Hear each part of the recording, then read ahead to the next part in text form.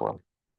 Okay, so brainstorming for a creative, we have to remember that for you guys, given that you're in Victoria, you're really dealing with four themes. Oops.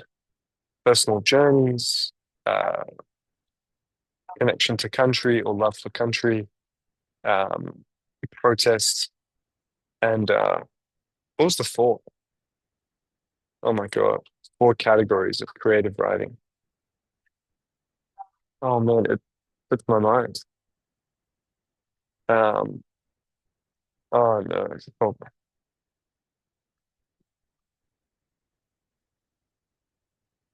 yeah, writing about country, protests, oh, play. That's it. Writing about writing about play, writing about protest, writing about country, writing about personal journeys. Right?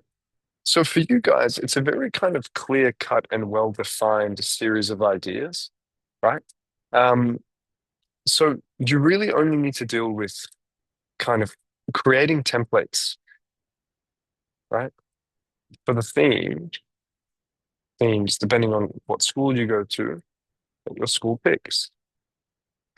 Now, take inspiration from years before and our class notes as well, right? Because there's a lot of good content in there. But generally, a creative needs a few elements. But most importantly, it needs authenticity, right? I would say authenticity, uniqueness, captivation, walking me through some sort of emotional, rise and fall and rise and fall. And like looping me back with a nice resolution. And so as long as when you're brainstorming a creative, you kind of fall into that framework or this kind of, 1 through 5 requirement that I have, your writing will be good, right? Emotionality is very important. That empathetic perception, that ability to write something that actually captivates the masses, right? Um, and what's the main key to sentence flow? So sentence flow is comprised of something called front focus, end focus, and in general, your sentences always have to follow subject, verb, object, complements, and adverbial. Okay. And then kind of following on from that, right? Strategically arrange your commas, your semicolons, and your sentences to vary in flow. So what you'll notice is I never have, you know, all short, simple sentences, but I mix them around from short to long, right? Um, Now, I've got more questions. This is really good. Once I remember my teacher told me to write my essay like a creative with descriptive language. Why would you write your essay like it's a creative story? That makes no sense.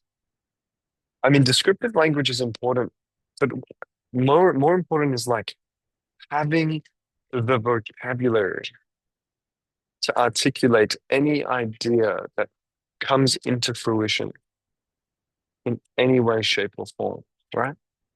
I would never write an essay like a creative that. Yeah, and descriptive language. I mean, descriptive language equals just expanding your vocabulary, right? You know, so that you can even describe an idea adequately or accurately, right? Um, Now, what ideas or techniques are best to analyze, or is it just based on how you phrase it? There is no idea or technique that is inherently more valuable than any other idea or technique. Okay? What matters is that the ideas and techniques you pick to analyze are the relevant ones in the text that you're analyzing or tasked to analyze. Does that make sense? So, what matters is how salient your ideas are in conjunction with the prompt, right? Any technique can be good enough. Um, what do you mean by object and adverbial? That's a great question, right? Um, so put it this way, right? We'll start with object. An object is the victim of a sentence. And then we'll do adverbial, and then we'll do complement. Okay, so basically, if I say Sally ate the cake, cake equals object because it gets eaten.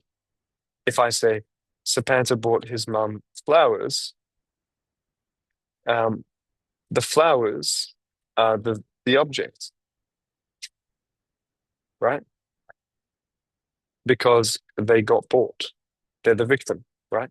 So whatever the verb is done to is the object, the victim, the receiver, and so on. Does that make sense? And then in terms of adverbial, right?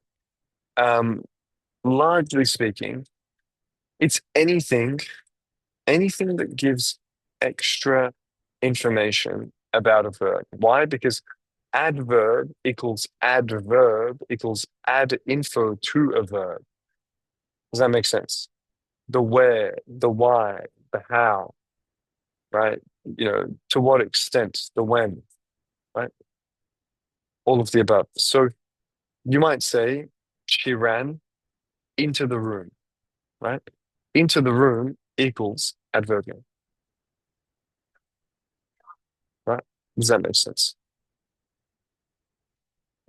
And a complement is usually an adjective, right? Usually, usually. But to be a little bit more specific, I mean, it's kind of look, it's kind of like, you know, let's say a phrase that completes the meaning of the subject or object. In many ways, I could even say she is a doctor. Technically, a doctor is a complement, right? Because it completes the meaning of she. And she is the subject. So the other half of the subject or object in a sentence, right? Um, yeah. So I could even, if you're the president, the same thing kind of follows. If you get angry, the same thing follows. All of the above are concordant, generally speaking.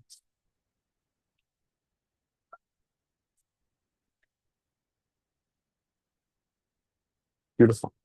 Other questions, concerns, queries, worries, anxieties,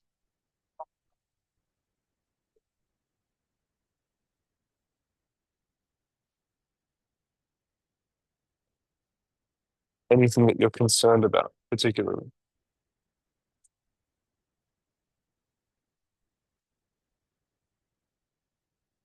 Ask me, guys. You've got me. You can ask me anything.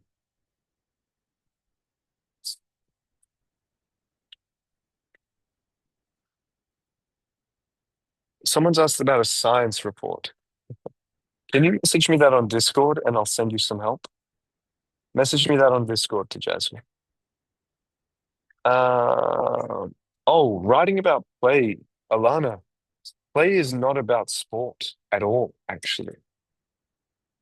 No, no, no. Writing about play is way more than just sport.